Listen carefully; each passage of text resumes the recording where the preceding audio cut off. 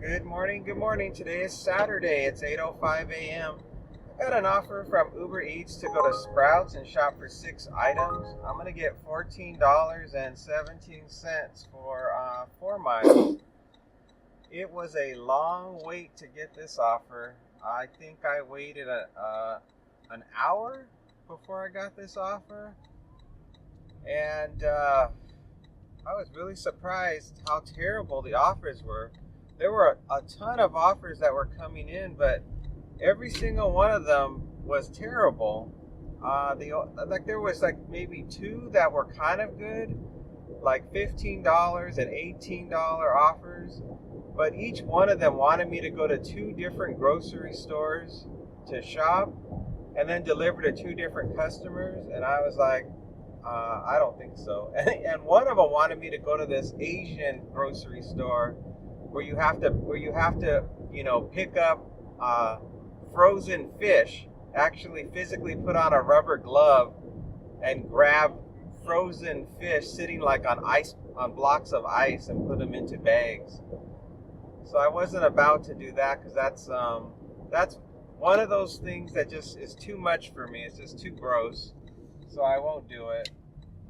And so yeah, so I just waited it out. And the goal is to make the $50, $10 minimum, $2 for every mile, and doing no more than 5 jobs today to reach the $50 goal. So status quo just keeps on going, and it's Saturday, so it shouldn't take me too long once people wake up and they realize they want something delivered. So it shouldn't be too bad of a day, I don't think.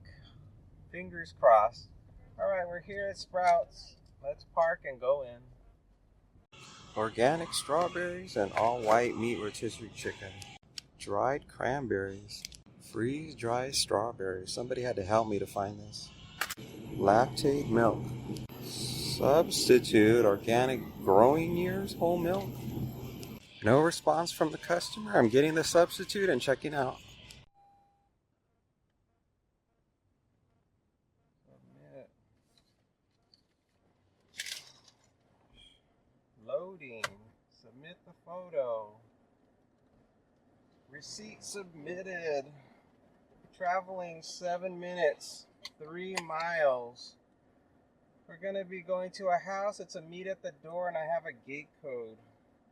I can't decide if I should give this customer the free strawberries I got or not. I guess I'll just give it to them. I don't think it's going to be a negative that they're getting free strawberries. I just wonder if the customer thinks that they had to pay for them because they don't get the receipt for the strawberries. So so what was I saying? They have an offer right now. Buy one box of strawberries, get the second one free. So I just grab an extra box of strawberries, even though they only ordered one. But the problem is that they don't get the receipt that I've taken a picture of.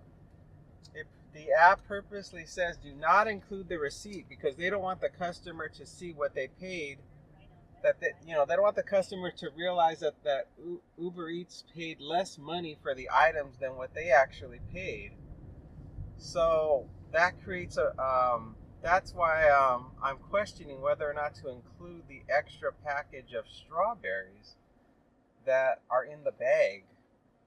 I guess it'll be okay because they would probably go to their receipt because Uber Eats does provide them with their receipt where they would see all the items that were purchased, and then they would just confirm, oh, I didn't pay for this extra strawberry, so it's fine. Sometimes I wonder if that hurts my tip, like they think, oh, he got me this extra box of strawberries and I didn't want it, and they're charging me for this, you know what I mean? And they don't even look at the receipt, and then they change the tip because they're upset that they got 2 boxes of strawberries. So anyway, I was just thinking about that, but I'll just risk it because I don't need the strawberries and I don't really want the strawberries, but I was just thinking strategically, does it make sense from the customer's perspective, in regards to the tip being affected?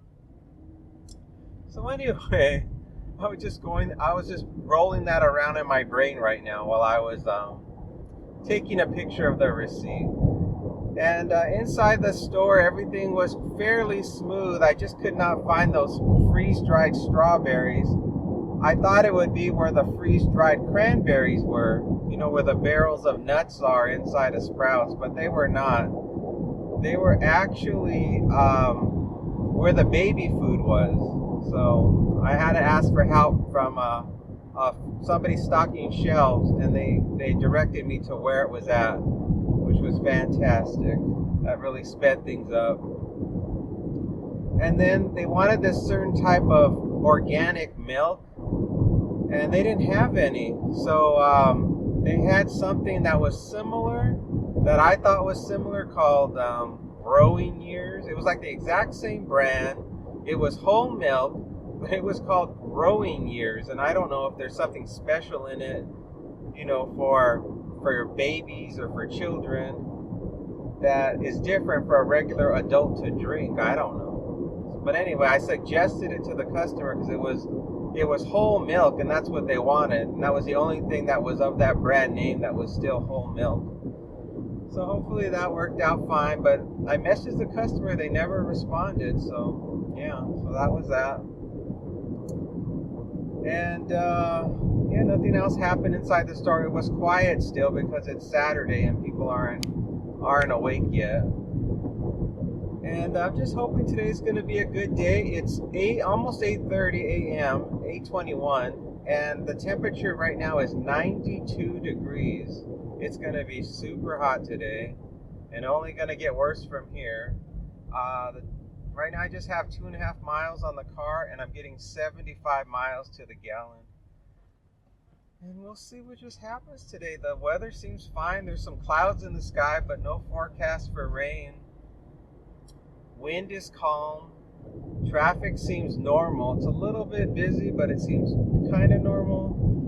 Lots of people are exercising right now, which I think is crazy because it's too darn hot. I don't know why they're doing it. Lots of people are riding bicycles. Like there's a guy coming up here that I'm worried I'm going to run down because he's in the bike lane. And I got to make a right turn at the next light, so I'm hoping I can quickly speed past him. I don't want to cut him off, but I've got to get over. Okay, I'm far enough ahead of him where I don't have to worry about him suddenly having to brake.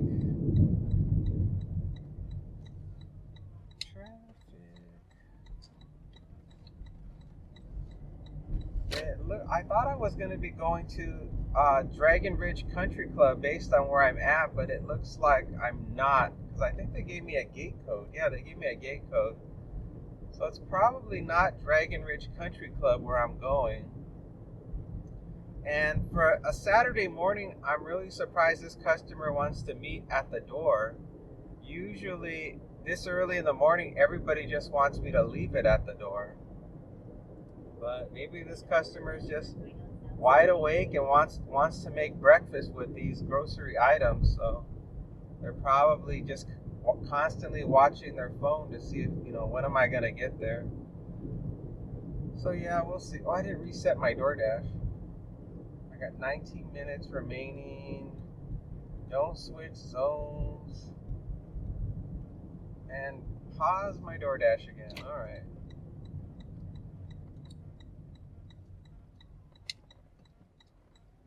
Well, traffic over here is lighter. Yeah, I'm definitely not going into Dragon Ridge Country Club. I'm going to be making a left just before those palm trees. I think I've only been over into this neighborhood or this community we're going to just a couple of times, as I recall. And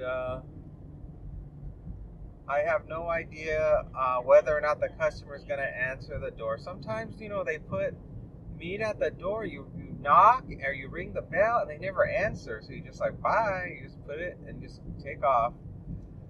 And I don't know, I know the rules sometimes say like you're supposed to wait like 7 minutes for the customer, but I don't wait. I'm like, I'm going, they're gonna get a message saying your groceries are delivered.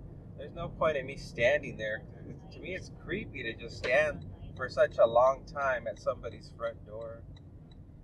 This is not how you get in. Oh great. It took me the wrong way. How do I get in here? Oh, man. App, you took me the wrong way. Gosh darn it. Unbelievable. Now what's it saying? Oh, now it's saying completely you're going the total wrong way. Unbelievable. Why didn't they put in the instructions that sometimes the app takes you to the wrong entrance? Unbelievable. Now I gotta backtrack the whole way to get inside this community. And I'm gonna just have to hope I'm gonna go to the right gate. I think they have a gate that's right off the main boulevard to get in here, right off of Stephanie, if I'm not mistaken. But that's really irritating. I don't know why the navigation does that. You would think it would know better. Well, I've learned my lesson. The next time I come out this way, I'm gonna make sure. They only tricked me one time. God, that's annoying. Wasting my mind. God, I'm having a day. I'm having a day.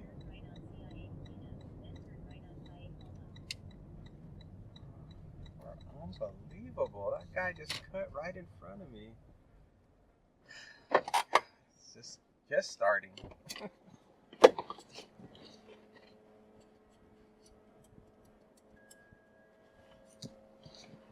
It's unbelievable how people can be so reckless in their driving.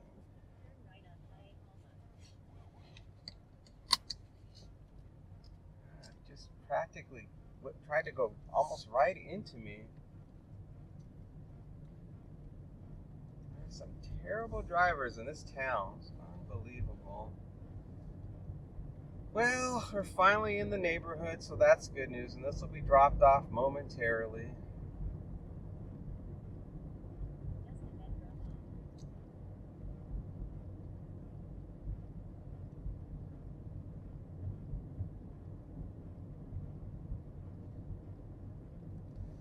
Which house is this? This one where the cars are parking, where this guy's gonna almost run into me. It's unbelievable today. The driving that's going on in this town today is wild. All right, we're here. Let's drop this off. Thank you.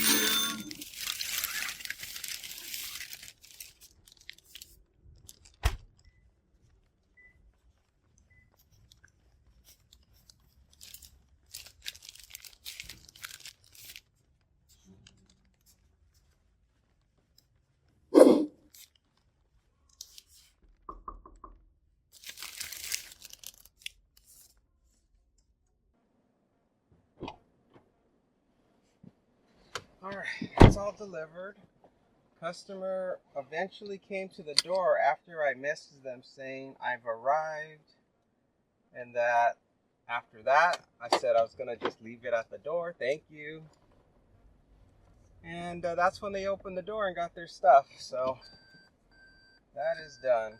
4.5 miles on the car. 70 miles to the gallon right now. 91 degrees, and it's 8:30 a.m.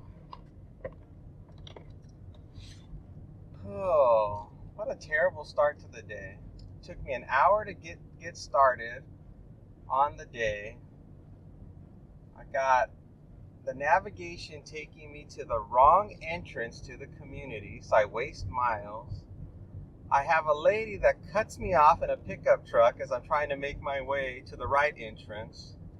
And then I have a guy who decides to back out his truck from his driveway without even looking into the road, just as I'm about to pull into the spot where I park for the house I'm going to drop off at. So, whew, that was a lot. Maybe it'll get better.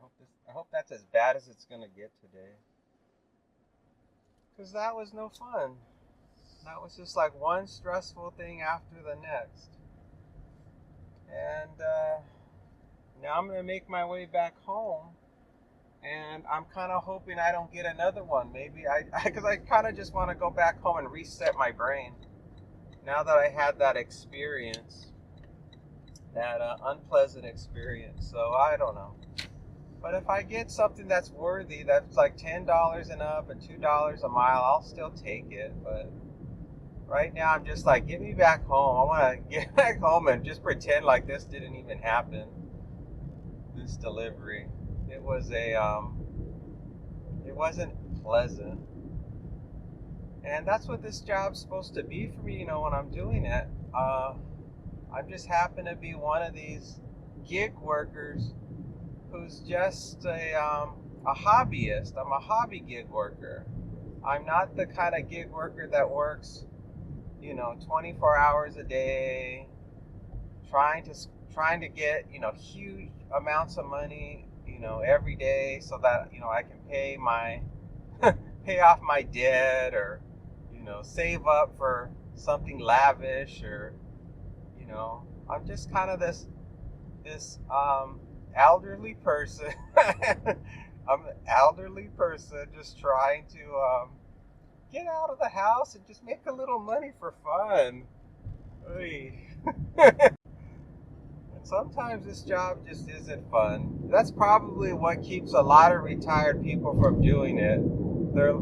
They see what other people have to deal with, or they try it one time and they're like, this job isn't fun at all. I don't want to do this in my retirement. I've already spent all my working years in misery. Why would I want to continue the misery when I can just be at home enjoying my life? $5, 4.2 miles. But to me, the stressful moments are challenging. It's exercise for the brain. Even though I complain about I complain about bad things that happen in this job, I find it to be a challenge. It's good. It's good exercise for the brain. It's an exercise in patience, and it also is. There's learning experiences that happen. You're learning, like, how to access different neighborhoods. What are the roadblocks that can occur? It's like a skill. I'm developing a skill. And other people, some people, they don't want to do anything like this because they feel like it's work. So they'll take up something like golf. And golf can be stressful too. And it can have things that go wrong and make you all mad. But you're learning. You're like, I'm learning the skill of golf. And every time you do it, you're getting better at it.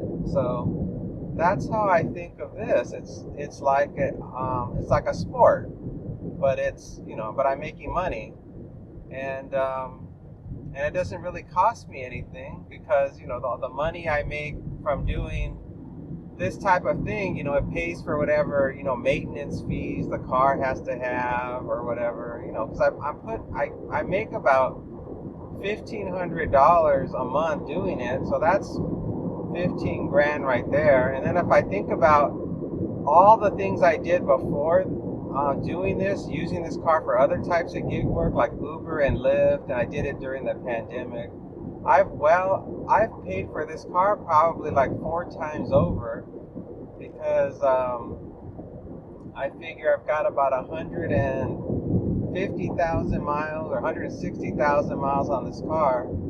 So I know I've grossed at least $160,000 so far doing this car, since I've been doing it from the very beginning. So I know I'm not at a loss, so that does not worry me.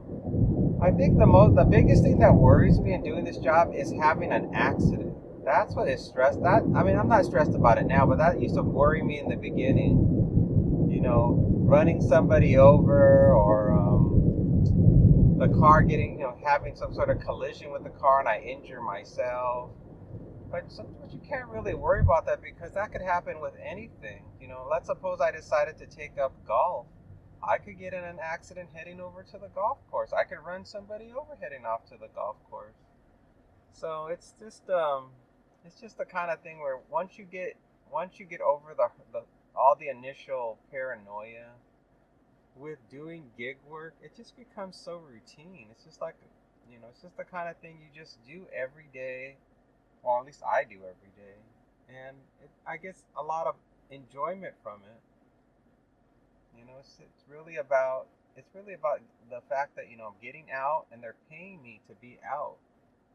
It's like I know by the end of the day I'm gonna get about 50 bucks, and I'll have 50 bucks I didn't have before, and they're basically paying me to cruise around my neighborhood and look at pretty houses and shop in the stores, and I get to see different things and observe funny things that people do, and I don't know. To me, it's worth it. I got the next offer from Uber Eats. We're gonna go to Great Harvest Bread, and then we're gonna go to Bat Owl Coffee. I'm gonna get $13.12 for 6.3 miles. Boy, I was home for a long time. Almost, was it an hour and a half or 2 hours? Almost 2 hours I was at home waiting for another offer. It is extremely slow today. And I don't know if I'm even going to be able to hit the $50 in time. I guess I can just keep the app on because it's the weekend and traffic is light. Let's go into Great Harvest.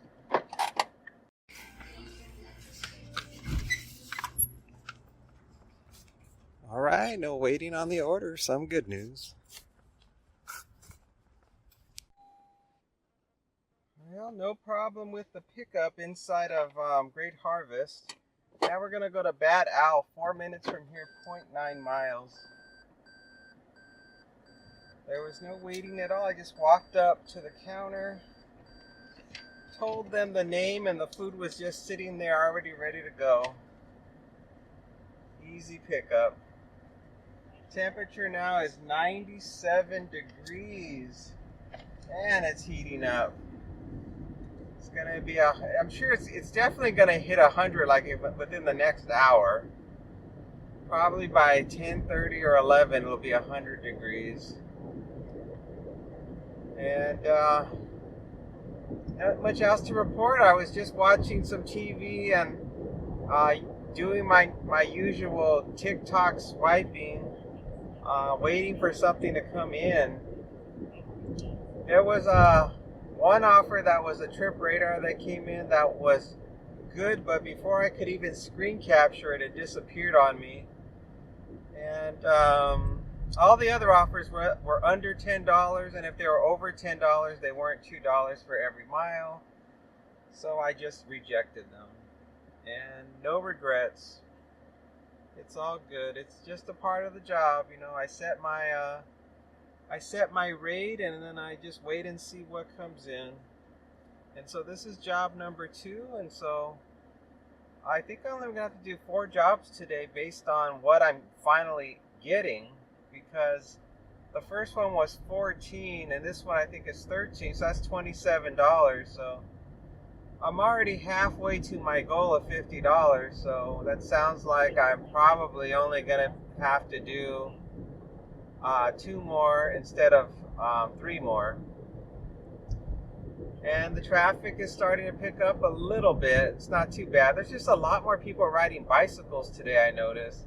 And when you mix bicycles and these terrible drivers together, you get a total disaster. People don't know how to drive when there are bicycles on the road. They panic. And they have the worst driving skills. It's not the bicyclist's fault, it's the drivers. We have the worst drivers that are here in Vegas, and they just don't know what they're doing. They have I don't know if it's the fact that there are so many seniors, or if it's young people who don't know how to drive. They have such a small number of years of experience because they've spent most of their life just taking Ubers and Lyfts, that they don't have the hours of experience to know how to drive. All right, we're here at Bad Owl Coffee. Let's go in.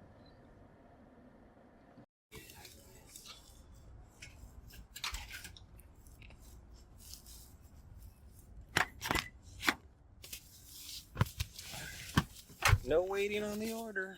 Verify, complete the pickup. I have to reset my DoorDash so I don't lose it. Repause. We're going to first be going to drop off the Bad Owl Coffee, a 10-minute drive.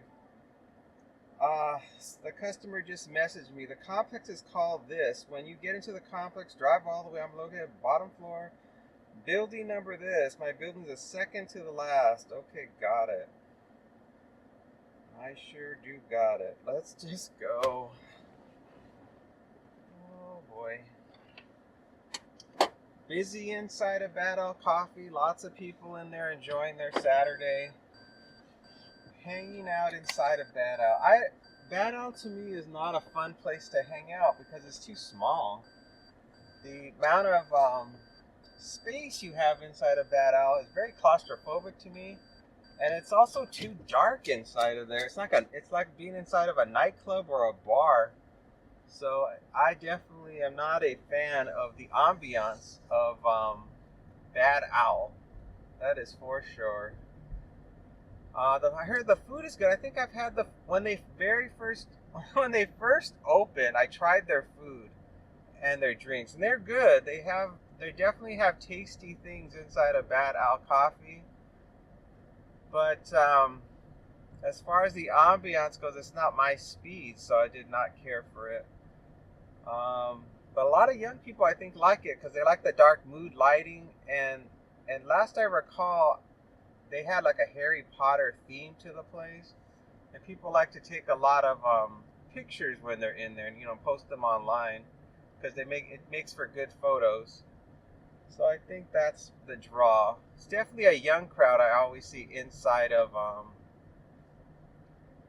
Bad Owl. Everybody's out and about. They're doing their shopping. Here comes somebody backing out of their parking spot. Slowing me up. We're going to be going 9 minutes, 3.4 miles. And I believe it's an apartment, the lady said. She gave me the building number and the name of the complex. So I think we're good. And let's go. I don't know if I'm going on the freeway or what's happening. No, I'm not going on the freeway. I'm just taking the street all the way up, all the way there. And so far, I guess everything's going just fine. I don't foresee any major issues that are happening right now. Everything so far has been okay. Yeah, when I was back at home, I had a PB&J once again, my usual routine. Oh, and I went to Walmart this morning, and I needed to buy some more peanut butter, and they didn't have the kind that I like, so I have to go to the market later in the week and get some more peanut butter. I'm a bit of a peanut butter addict, I guess. That's kind of like my go-to snack when I'm in between jobs in the morning. And I always get the all-natural peanut butter. You know the one where you have to stir it, where it has like the oil on top. And the only reason why I get that one is because it's the only one that doesn't have hydrogenated oils in it. It's just pure peanuts and salt, and that's all that's in there.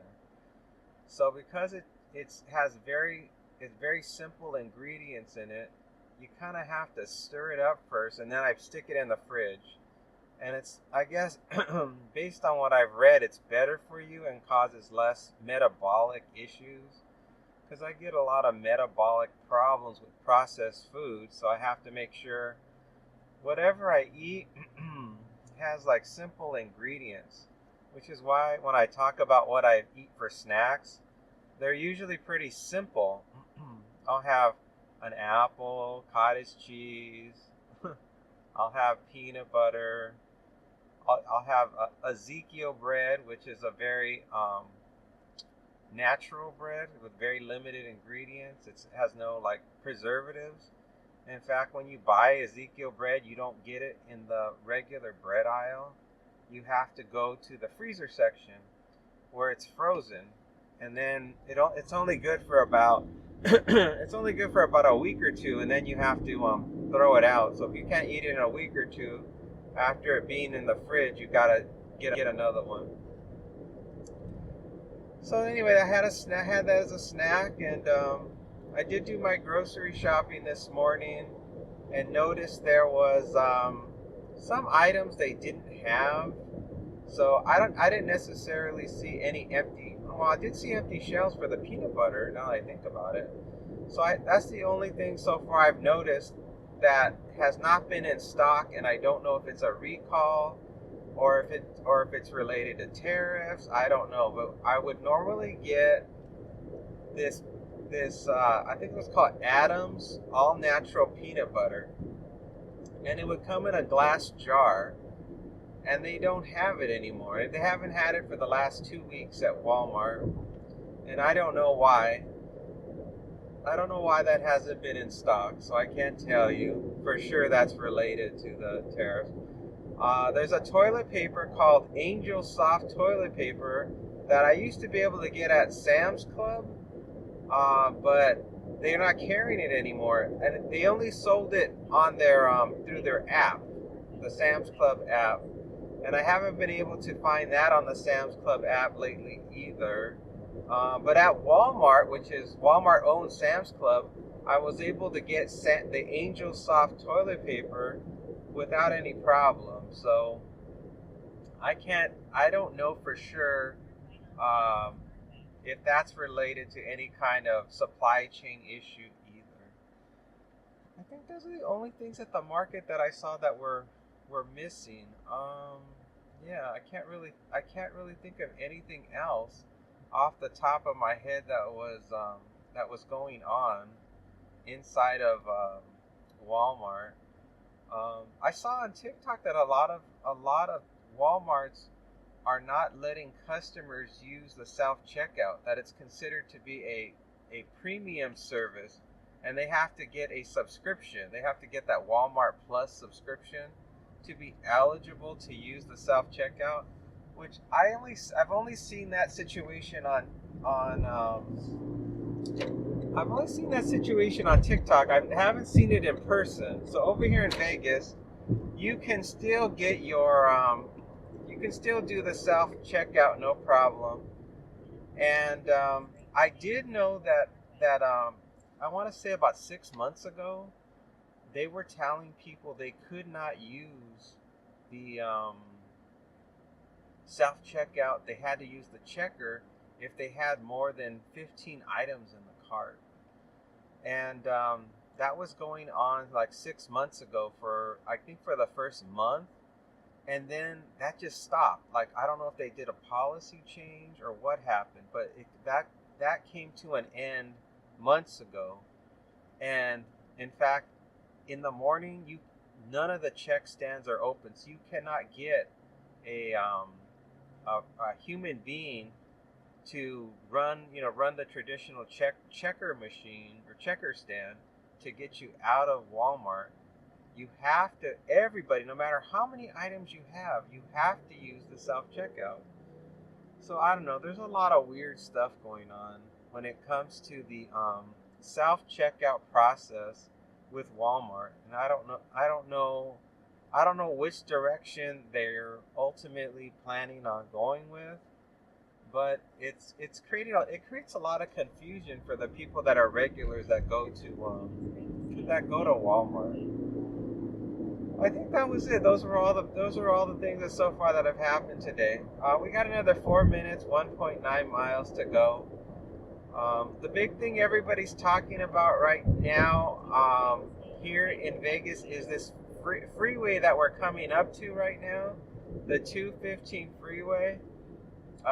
They've already broken ground on doing major construction that's going to take 3 years to complete on this freeway, and the construction's going to take place between where I'm at now and about 4 miles to the east, and that's going to be all the way to Stephanie. So from Pecos, which I'm on Pecos right now, all the way to Stephanie, they're going to be doing major construction. They're going to add 2 more lanes in either direction. So 2 extra lanes going eastbound, 2 extra lanes going westbound, and it's going to take them 3 years to complete. So it's going to cause a lot of chaos and a lot of long waits, because everybody in this area uses this freeway to get to and from work during the weekdays. So there's going to be a lot of road rage coming up once they get into the heat of the construction, and there's really no way to avoid it. So everybody's a little bit stressed about that. And the people here drive like they own the road.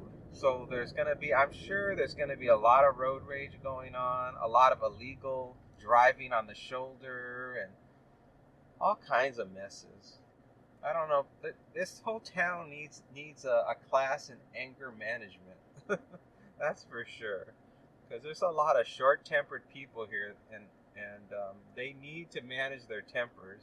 I do my best when I'm driving. Just don't make eye contact with the people unless you need to like wave them through, or you're trying to make sure it's safe to cross an intersection. But in general, I try not to pay attention to the drivers around me, because you don't know what kind of psychos are pulling up next to you in their cars.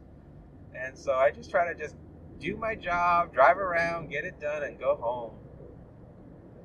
And I don't know why they always start the construction right in the middle of summertime. So the moment it hits 100 degrees here in Vegas, by the way, we just hit 100 degrees. Every time it hits 100 degrees, that's when they start doing construction on the roads. I can't figure out why don't they do it, when the weather's cooler. That's always been a mystery to me, and I've yet to figure out why. It's just one of those weird things that they do here. Maybe because there's less rain. Oh, traffic. Come on, let's go. I don't know which way this app is taking me. It seems like it's taking me a crazy way to get to this complex. I hope it's not taking me the wrong way. 0.7 more miles to go. I guess we're really close. If it's the apartment complex I'm thinking of that we're going to, it's not an easy place to find the building. You gotta park and do some walking to figure out where the building is. I know they sent me some directions, so I'll have to reread the directions once I get close to the drop-off. That's going to be... normally what I do is when I get close, there'll be some red lights, and I'll start looking at the instructions, but I have not done it. I really should have done it when I was stuck on Pecos. Yep, it's that terrible apartment complex. That's a pain to get to. Oh, fantastic.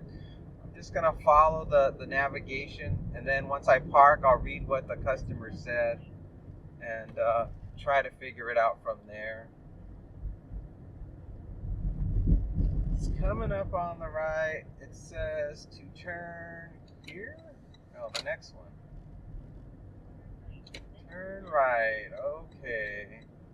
This is the apartment. This is the building. Okay. Looking for the actual building number. I think I've dropped off to this place before. This seems very familiar to me. Yeah, this seems very familiar. Let me see if I can get a parking spot close to where their house is. Their apartment is.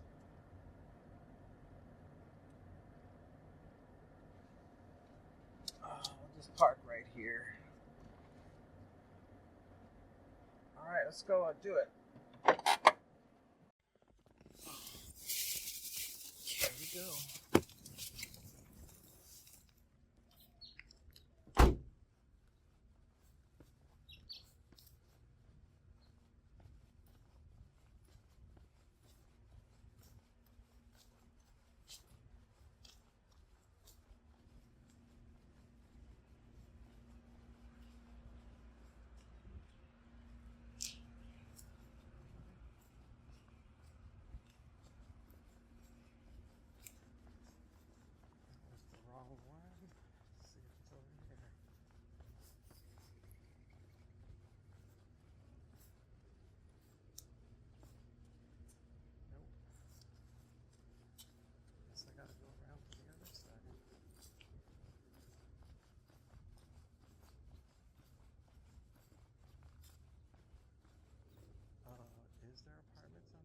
side?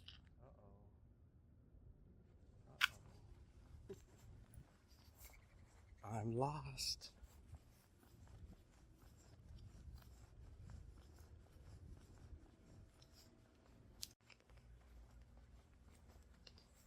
This place is really confusing.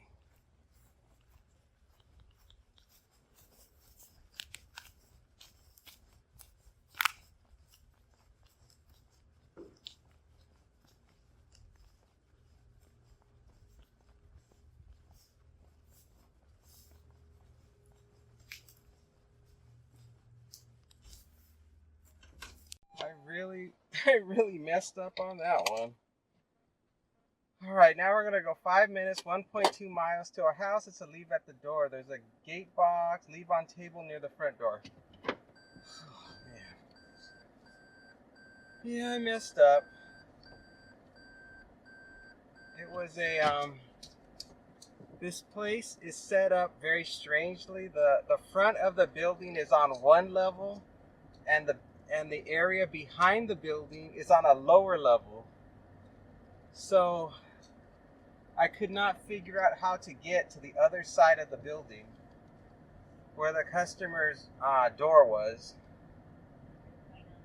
And when I finally got there, I forgot it was a meet at the door. It was not a leave at the door. And I set it on the doormat, and as I was about to double check the instructions, that's when the customer's door opened, and she's like, "Hello," and I'm like, "Whoops, here you go." And I picked it up off of her doormat and handed it to her.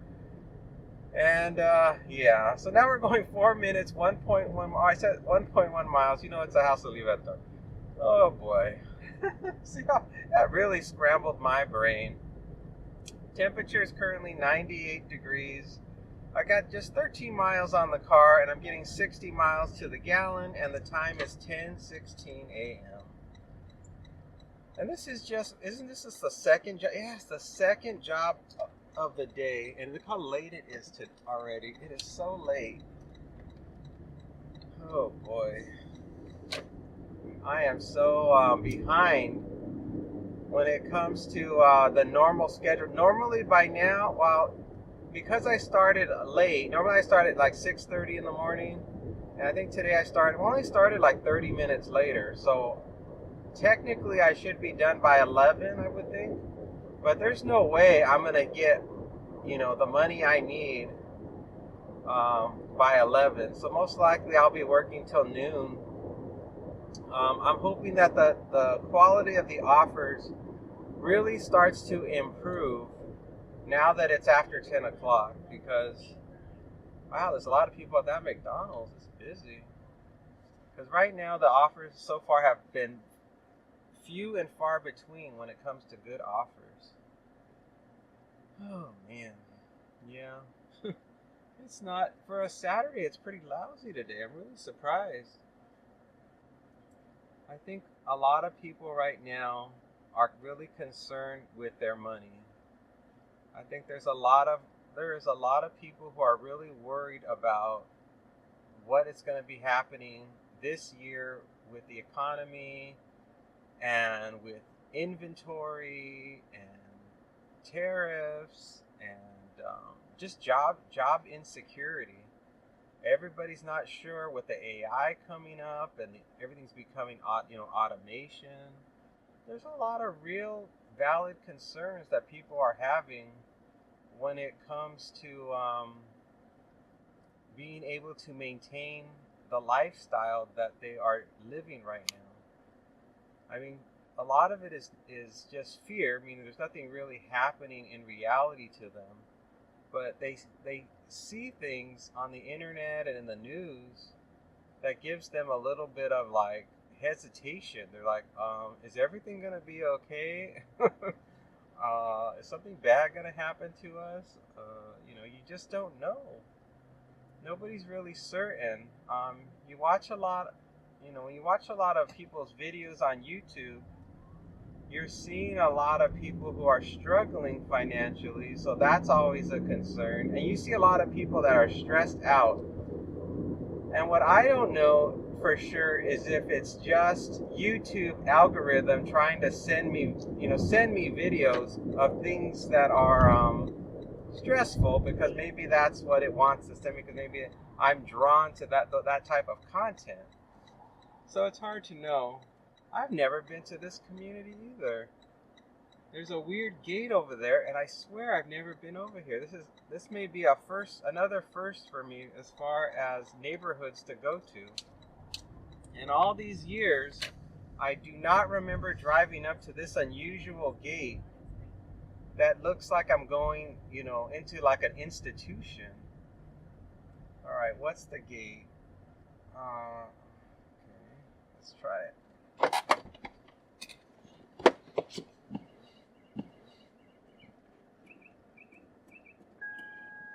All right, the code worked. Awesome, the code worked. This car came up behind me while I was entering the code, and I thought they were going to click me through, but they did not. They're just your typical pickup driver that wants to tailgate me because they're in a hurry. Oh, did I make a right here? Yes. And then it's just going to be, I think they said leave at the door. On the left. Is it this one? Yeah. That's a terrible font for their address. I could barely read the numbers. People really need to get they really need to watch what kind of address sign they get. Leave on table. Thank you.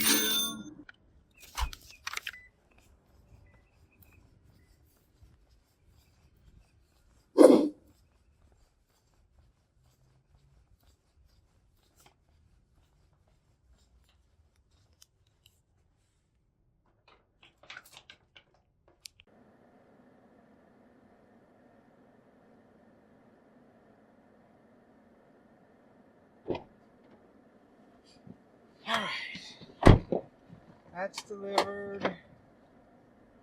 On to the next one. Let's get job number 3 right away before I get home. I currently have 14 miles on the car. I'm getting 60 miles to the gallon. It's 10:22 a.m. It's 98 degrees. Isn't there a 90s band called 98 Degrees? Yeah. That's 99. We're climbing back up. I don't like the entrance to this place at all. They're offering earn by time right now. They're paying $15 an hour right now, earn by time. So if you didn't want to get paid per offer, there's currently an offer on Uber Eats to earn $15 an hour and just do job after job. $10, 7 miles. No, I don't do earn by time. I'm not into it. I'm 100% not into earn by time. I like to know exactly how much I'm going to get for every job, and I don't want them to wreck my car.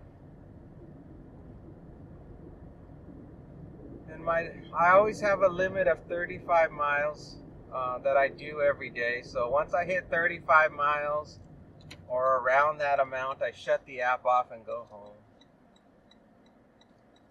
Usually I have no problem getting my $50 in exchange for approximately 35 miles.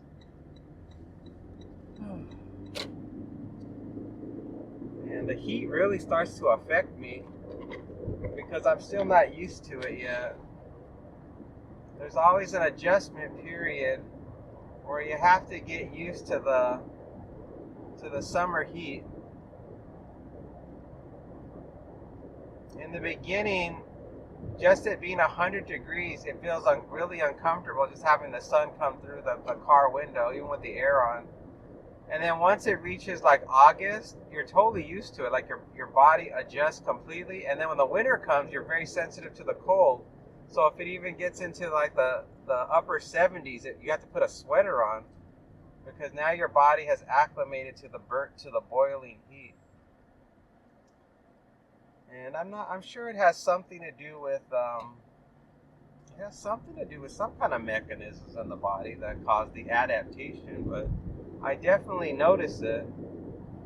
I definitely notice that as the winter gets colder and colder, my body starts to adapt. And then if there's a sudden jump in the temperature, my body freaks out. It's like, it's so hot at 60 degrees. It's boiling at 60 degrees. Or it's so hot, it's 80 degrees, I'm so hot. When it's really not that hot either way. $13, 10 miles. Oh, I hope something comes in. 21 to, oh, what is this? Get this one. I'm trying to get it, hold on. Alright, I got it. Let me tell you, we're going to IHOP, but let me tell you about it. Alright, I got an offer from Uber Eats. We're going to be going to IHOP.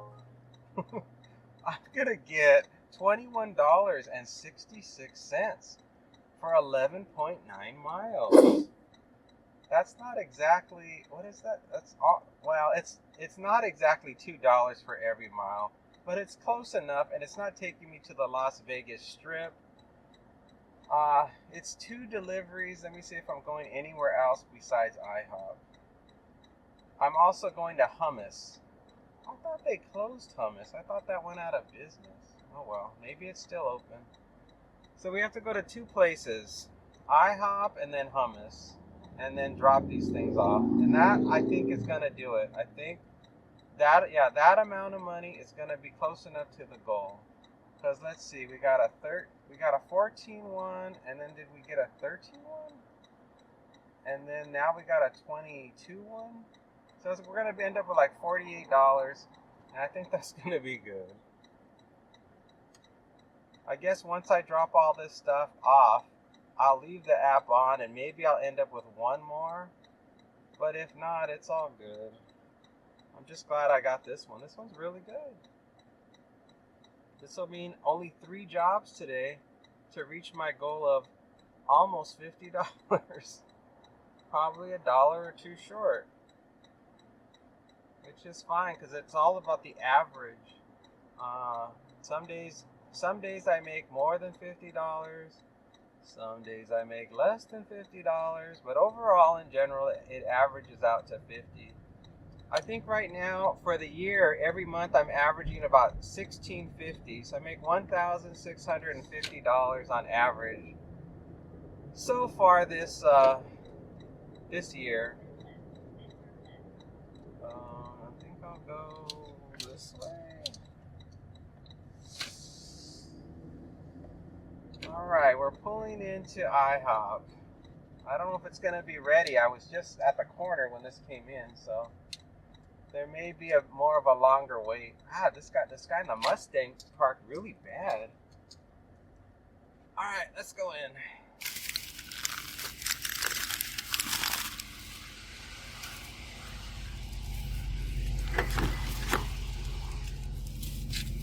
Oh, boy, we did it. Complete the pickup. Oh, man. There was about a 7-minute wait while I was in there.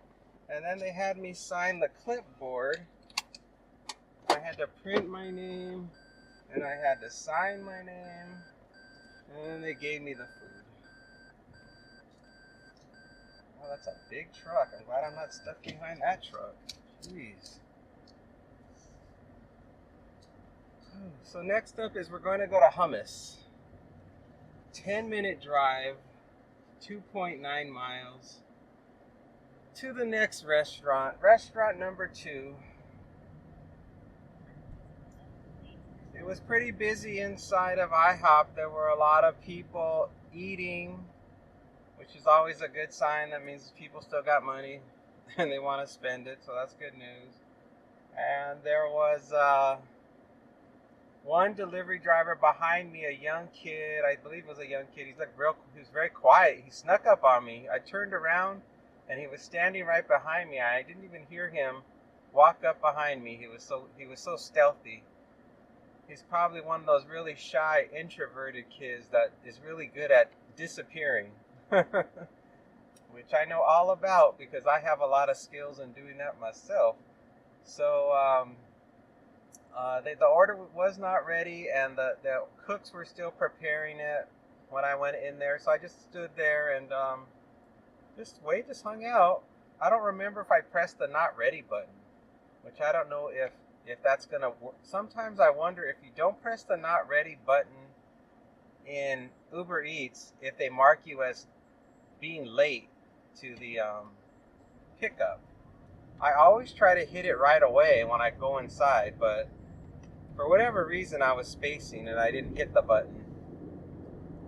And so I don't know what that's gonna mean for my untimeliness. I know for DoorDash you really have to hit everything. You've got to hit the arrived at the store right away. You've got to hit the what's happening in the store right away. You forget any of the steps in DoorDash and right away they'll mark you as showing up late.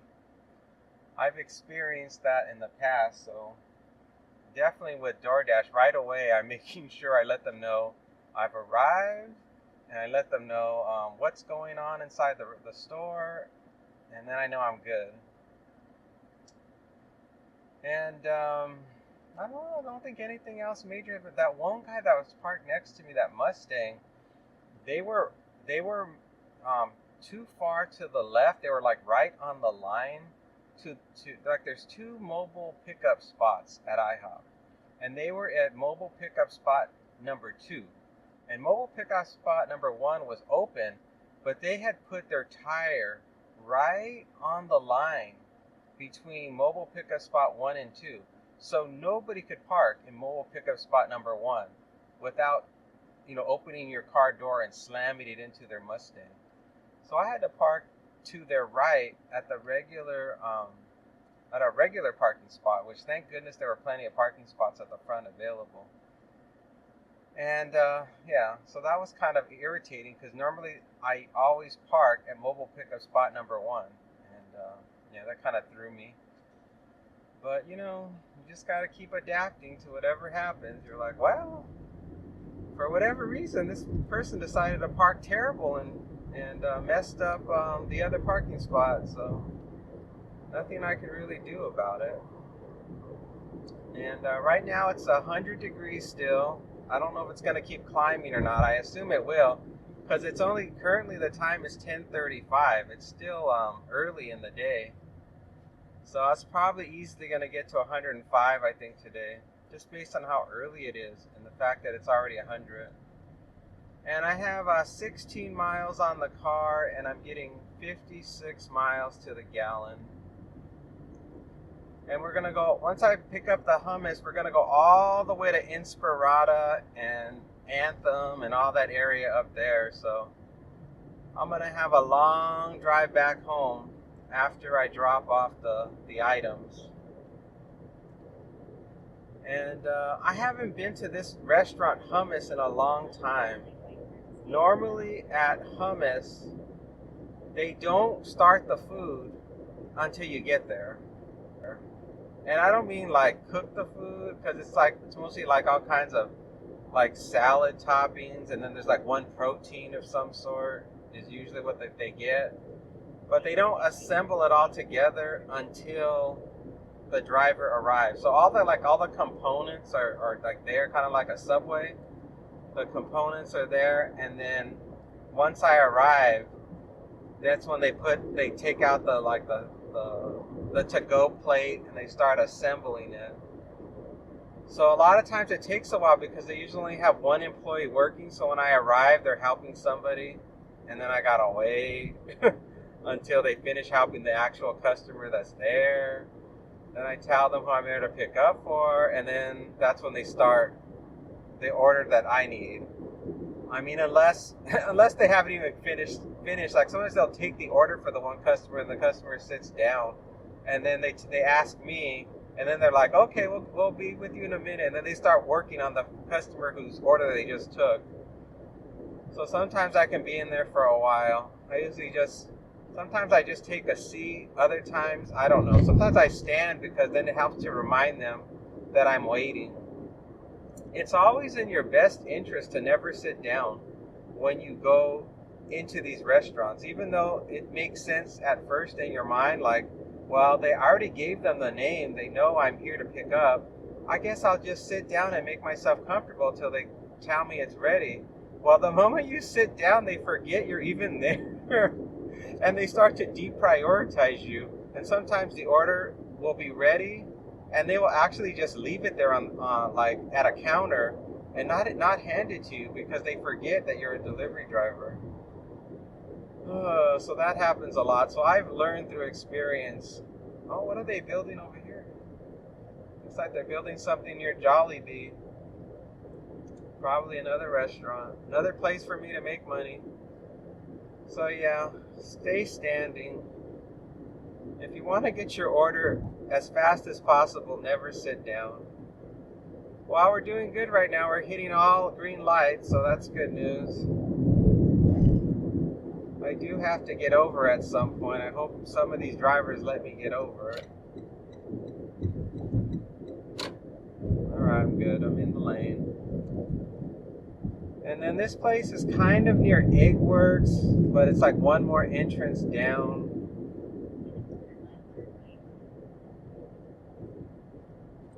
I just can't believe it's still open.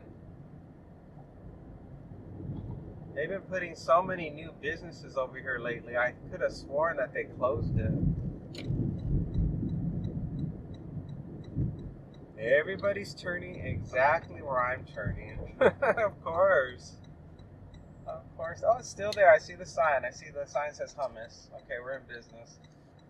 If they would have been out of business, we would have lost the money. I would have driven here for nothing. Sometimes it's hard to get a parking spot here. There's like a lot of other businesses right here, and they wow, it looks busy. I might have to park by the salon. Yeah, I'm gonna have to park over here. There's no parking available. Let's go right here where the barber shop is. Let's do it.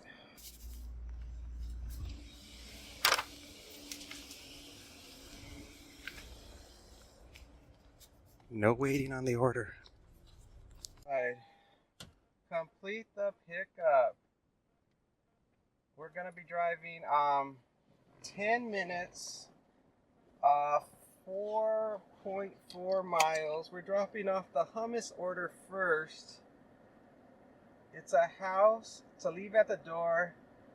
Please leave on chair at front door.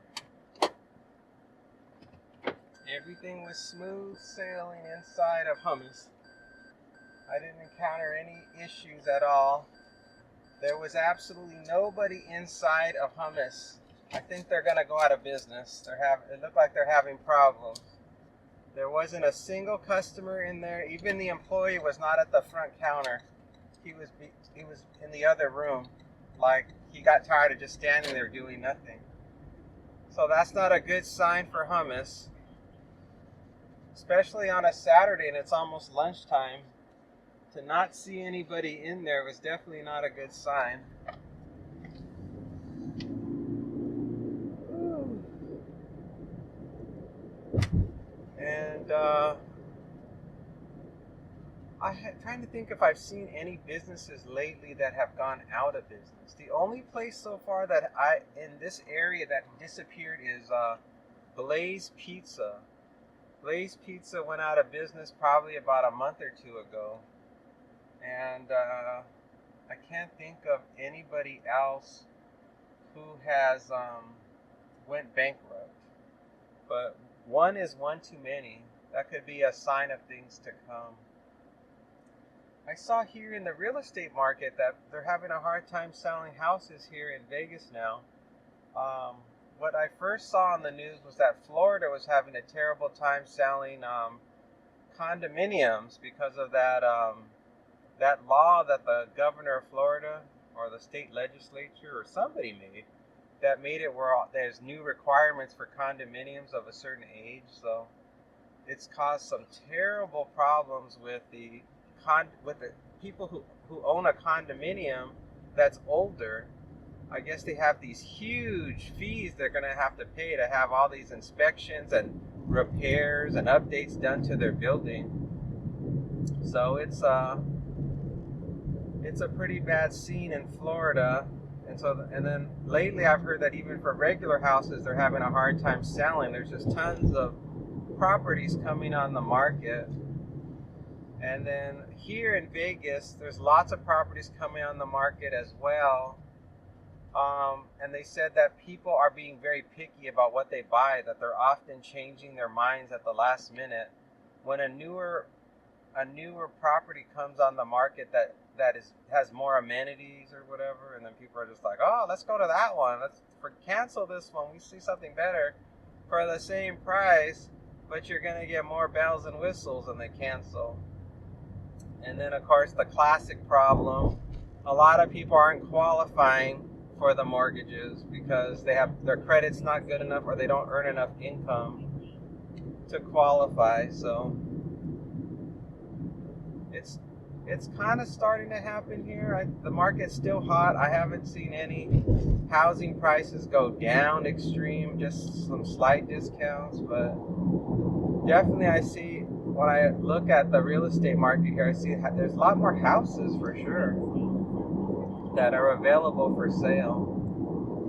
Uh-oh, why did I go this way? Once again, sleeping at the switch. Now we gotta wait through this darn traffic. Why did it have me go this way? This app, I swear, sometimes it doesn't make any sense. It could have easily told me to keep to the left, and it would have just been an extra quarter of a mile. That's what it normally does. It tells me, don't go this way, go the other way. But not today. Now I'm stuck. Now we're stuck in traffic. My least favorite. This is the part of the job I despise. I do not like... if I lived in a city that had a lot of traffic and I was stuck in bumper to bumper all the time, I wouldn't do this job because it wouldn't be any fun. There's nothing fun about sitting here stuck in a traffic jam.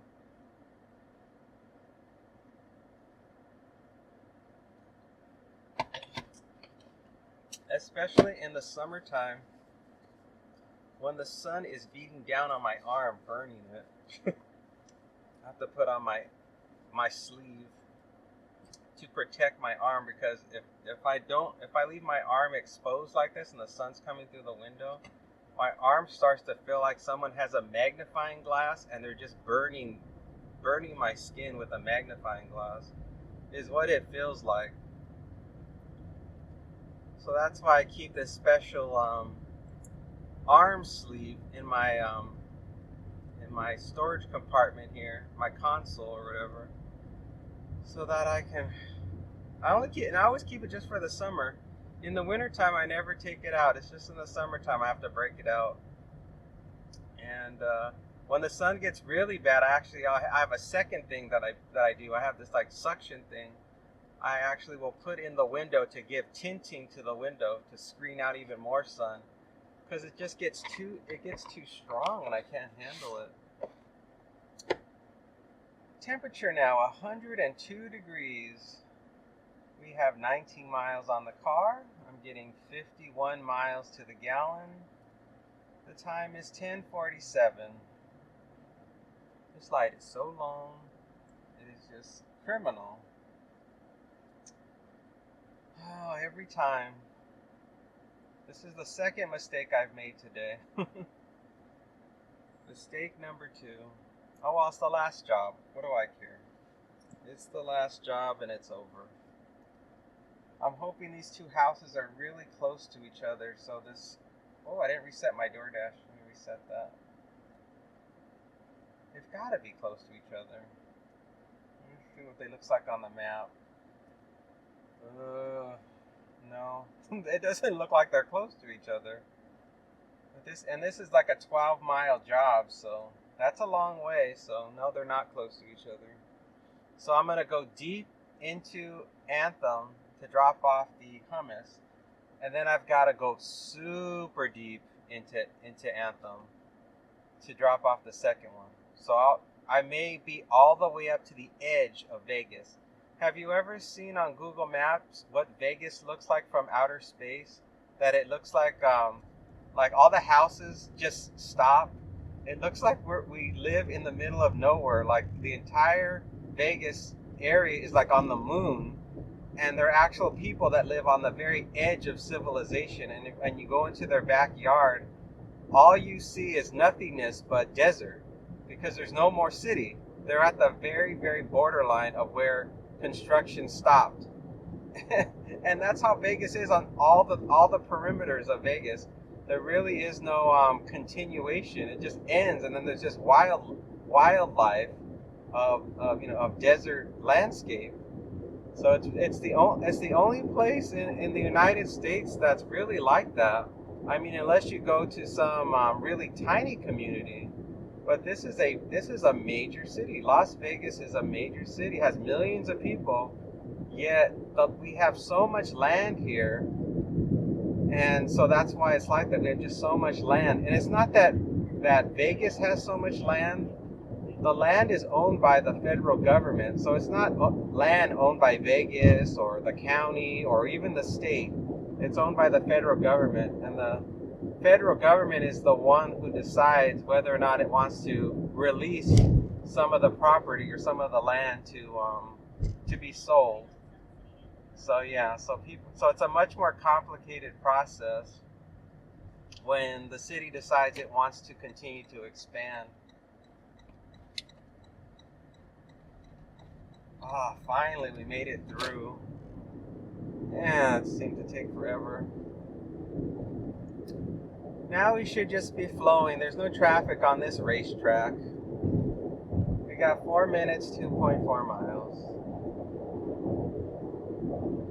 A lot of people that live in Vegas really envy this whole area to live, because it's so separate from all of Vegas. Just geographically, there's nothing up here really but homes, and there's nothing to the south of this neighborhood but desert. So when you live up here, you don't get any cross traffic. You don't get people from other parts of town coming here just to pass through. When you come here, you're coming here to either visit somebody, to go get to your house, or you're coming to this area to deliver something. That is it. There's nobody else that's going to be like, I need to drive through there as a shortcut to get where I need to get to. There's no logical reason why anybody would take this. I mean, unless there was a major road accident to the north of here, and then it would force people to go this way. But it's miles and miles out of the way for anybody that wants to use this as a shortcut. And most people don't even know how to navigate through here, so they would feel really lost if you're not familiar with the roads. They would be like, I don't know how to deal with that, so you would just sit in traffic till it cleared. I hope it doesn't get any hotter. 102 right now. That's hot enough.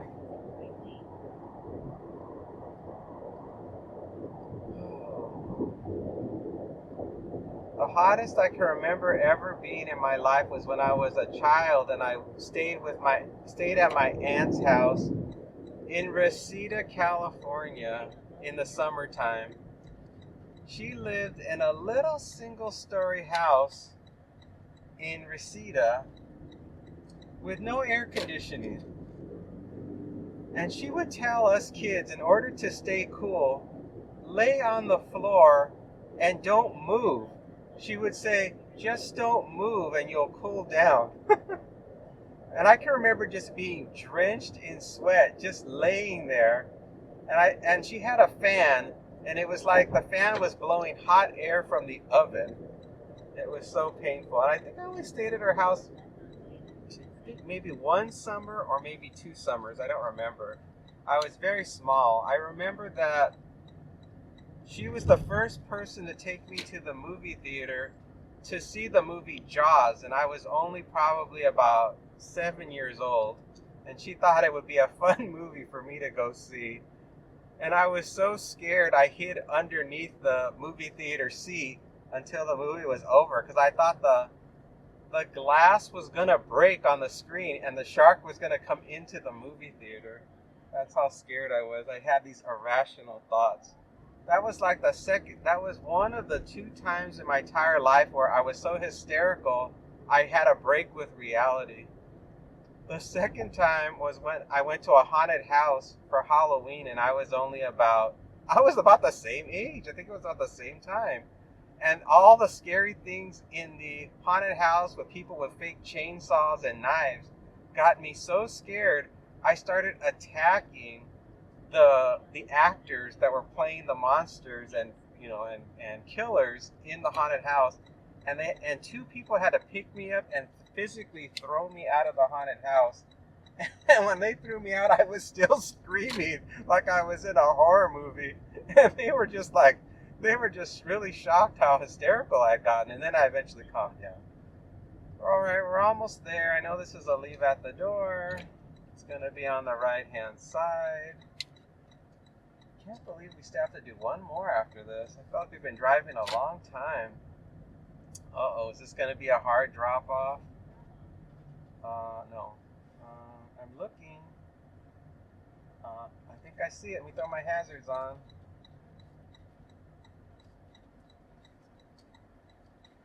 Alright, let's do it.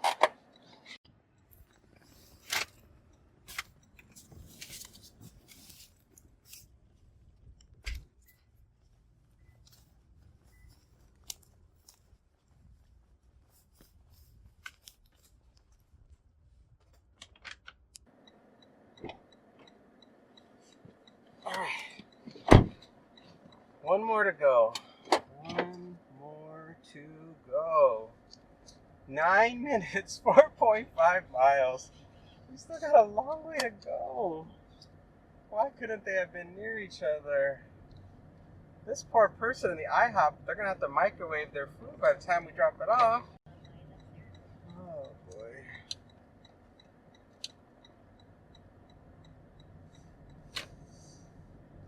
Oh, it's taking me this wacky way to go. Oh, wait, I think this drop-off is going to take me closer to home. I think. So far, it looks like it is. Gosh, I hope so. That would be fantastic. Oh, as soon as I get to a part of this neighborhood where I recognize where I'm at, I'm going to check my DoorDash to make sure it hasn't ended. Because I do want to do one more if possible. I mean, yeah, if I have miles to dead mile back home, maybe something else will come up that'll be worth my time. Especially because it's Saturday. Usually on Saturdays, people still need stuff. Not like during the weekday. The entire routine is a little bit different. Well, so far it's looking good. So far, it all looks like I'm going to be heading closer to home so far. It just depends what happens coming up. As soon as I make this next right turn, it's going to tell me whether or not it's getting me closer to home, or I'm going to even go deeper just to a different part of Anthem. I'm going to make a right here at this light. And let's see if I'm going to luck out or not luck out. I'm not lucking out. I'm going deeper into Anthem. Gosh darn it. They said, it's a house. Please hand food to lady, it says. Meet at door. Make sure we get food on hand. Old lady lives there. Extra tip if you do. Okay, so we gotta make sure we hand this to the old lady so we get an extra tip. I can't believe they had the nerve to call the person that they're giving this food to an old lady. That doesn't sound very nice. Oh, people, they're too much. It looks like we're gonna be going to a 55 and over community. And I hope this customer that we're dropping off isn't hard of hearing, because we really got to make sure we hand it to them and we don't just leave it at the door. I have a feeling a relative has ordered this food for them, and they don't live in this town, and they really want to make sure she gets fed, because this is her main meal of the day, is my guess. So I'll do the best I can. I mean, I'll knock and I'll ring the bell. I mean, I can't do anything crazy. I'm not gonna like, start honking my horn on my car and screaming, "Open up! It's the police!" It's Publishers Clearinghouse. You've just won $1 million. Open up. Your house is on fire. Let me in. Well, just knock, ring the bell, see how it goes. Well, I guess this is going closer to where I live, I guess. It's about the same. Yeah, it's about the same. It's still got 1.2 miles on this stretch of road before I can turn right.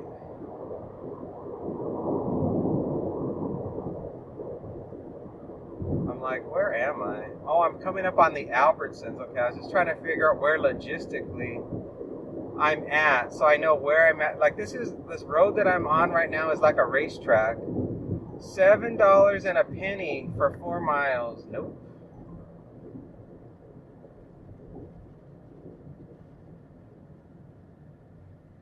This road is like a racetrack. It goes in a circle.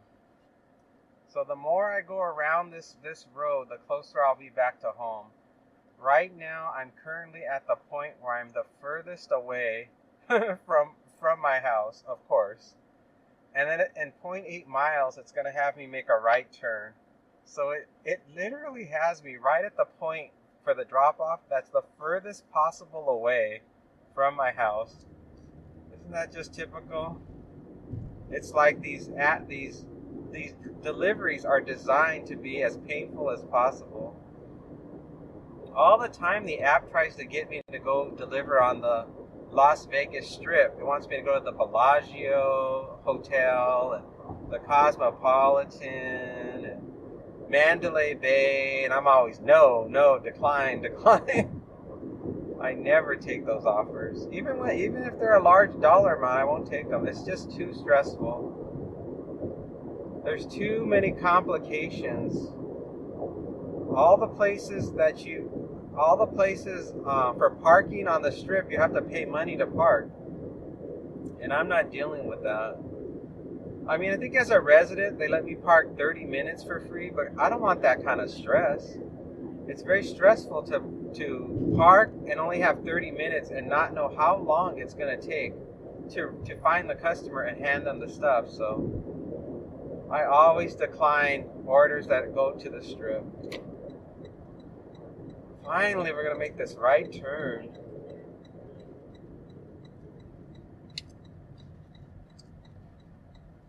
Whenever the customers say they're going to tip extra if you do something, 9 times out of 10, it's not true. You can do everything they want and you don't get anything extra. It's just a mind game. It's just like the darn Uber Eats and they're all the little mind games they play with all the metrics, have a high acceptance rate or have a low acceptance rate and try to make sure you get every single item the customer wants you to shop for, and like they'll magically reward you. You'll make so much more money. It's all a bunch of baloney. It's all mind games. You may get 1 or 2 great offers as a carrot to make you feel better, and then they keep banging you over the head with a stick telling you, why aren't you keeping up with your metrics? We're going to take away all your benefits and perks if you don't start getting it together. It's like, I don't want to play any of that. I'm not playing any of your mind games. I'm here to just do whatever job looks good for me. I'm taking it, and that's it. Nothing else. No acceptance rate. No how many substitutes how many actual items the customer wants at the store. How many times do I arrive on time? Whatever the metrics are. Only ones I worry about are the metrics that are going to get me kicked off the app. That's all I care about. Cancellation rate I care about, and of course customer ratings, you care about that too. If your customer rating gets too low, you're in big trouble. They'll boot you off the app. That means you've made too many customers, man. Ooh, we are going deep deep into this neighborhood. I can see why they're delivering food. This customer is so far from any restaurants. They're about as far as you can get. I don't think there's many more neighborhoods beyond this this one. I think there's maybe one more after this one, and then that's it. Well, it's gotta be quiet here at night, but I wouldn't want to live up here. It's dangerous to live up here too because you're so far away from everything. There's a lot of coyotes and yeah, wild animals. Because when you get too close to the outskirts, the animals that live out in the desert, they'll start coming over here because they're thirsty or hungry, and they'll try to sneak stuff from trash cans and drink water from the pools. All kinds of antics will go on. 27 miles on the car currently. We're almost there. It's 11:05. I'm looking.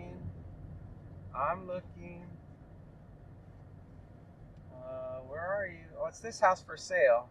All right, let's drop this off. Oh, thank God we made it. Come on, food. Let's drop you off.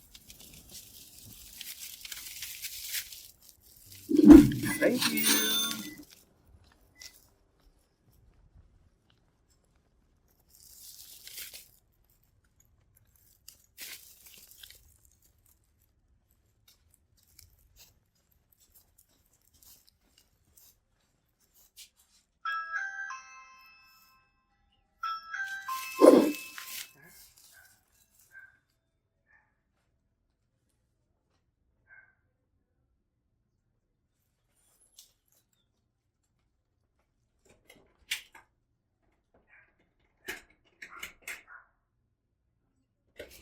Hello. Hi. Here you go. 1 second. All right, take your time. The door's shut. Oh, Thank good. you. You're welcome. Have a good one. You're welcome.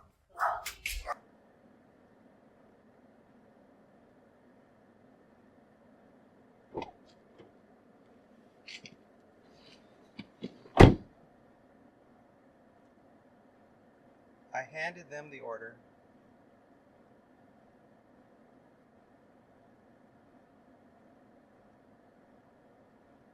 Confirm delivery delivered. I forgot to reset my DoorDash. I have 15 minutes left. It's now reset. Let me see if I can figure out how to get back out of here. Drop off was fine. It was not an old lady that answered the door. It was a young girl. And they had two doorbells, and I rang both of them thinking that the lady was hard of hearing. So I had to ring both. And it was just some young girl, and then I heard her dog barking in the background. She was probably taking care of her grandma or something. Oh my goodness. Well, let's see if I can remember how to get back out of here. I hope I don't get lost. I don't think I'm gonna get lost. I think I have a general idea. I don't think I'm gonna get any offers until I'm closer to civilization. It's 11:08 a.m. 27 miles on the car, 50 miles to the gallon. It's 98 degrees up here. It's cooler because we're at a higher elevation, but not much cooler. And I'm trying to remember how I got in here. I remember being just on this road for a long time, and I don't remember if I made any turns or not. I guess I'll just keep trying to go downhill, because I believe I went uphill to get here. So I guess that's what I'll just keep doing until I see something familiar. I could turn my Google Maps on, but I feel kind of confident that I know how to get out. There's a lot of seniors that live here, if you haven't noticed. All these houses that we're driving in, this whole area is for, you have to be 55 years and up to live here. Or one owner has to be 55 to live here. And I can't believe that I'm now of age to live here. That's so weird to me. Time sure goes by fast. You know, one minute you're young and you are just starting out on life, and the next minute it's over. It goes that quick. The next minute is just over, and you're like, what happened? How did I get this age? It just creeps up on you. And you go from thinking about getting married and having children and having a career to retirement and picking out what cemetery you want to be buried in is what you go to next. It's like just that fast. From raising and the future of life to just preparing for the end of life, which is so weird. Some people can't handle that thought. A lot of people can't handle the morbid thought of passing away, so they don't even want to even think about it. But I've always been a real practical person. I'm not like what are those people called? Those emo people? I'm not an emo person who really like fantasizes about the end of life, but I'm a practical person. I'm like, I know, like, wow, you're only gonna live for so long because you just look at statistics. You're like, oh, look at the numbers, look at the statistics. What's the average age? And you look at all your ancestors, and you're like, oh, how long did they live? You're like, well, that's probably how long I'll be around. You know, just based on the averages of statistics. So then you look at the number, like, well, how old am I? So you can kind of gauge like the realities of what's gonna happen, and the general time frame to get prepared, and make sure you don't leave your loved ones in a fix. You never want to leave. If you care about the people you care about, you don't want to leave them in a bad situation. And a lot of people unfortunately do, because they're so fearful of passing. They think it's bad luck to even discuss it, so it leaves the people who care for them to clean up the mess that they leave behind. And that's the downside of not doing. But then a lot of them say, "Who cares?" They go, "If they cared about me, they're not going to mind cleaning up the mess." That's how they rationalize it. They're like, "I'm not going to be here to see it, so it doesn't matter to me, and if they care about me and they know me, they'll take care of it for me, and they'll just clean it up somehow." And but the problem with people doing that is it ends up most of their possessions end up in probate, and that's really bad, because then you've got to pay all these lawyers, and it takes so long for a probate to get resolved. So hopefully, well, I'm sure a lot of people don't have a lot of possessions. They're mostly just like, they have some like storage boxes with junk in it, and the rest they just throw away. I'm sure their most valuable possession, the average person, their most valuable possession they have is their car, their automobile. And that usually is really simple. Like once you find the pink slip, most people just take it to the DMV and get it switched. They just finagle it somehow. I think I had a relative one time that passed away. We never knew what happened to the car. It just vanished, and we think somebody just got the pink slip and was able to just forge it, and then they just sold. They either kept the vehicle or they sold it, and we were never able to figure out who it was that did it. So stuff like that does happen.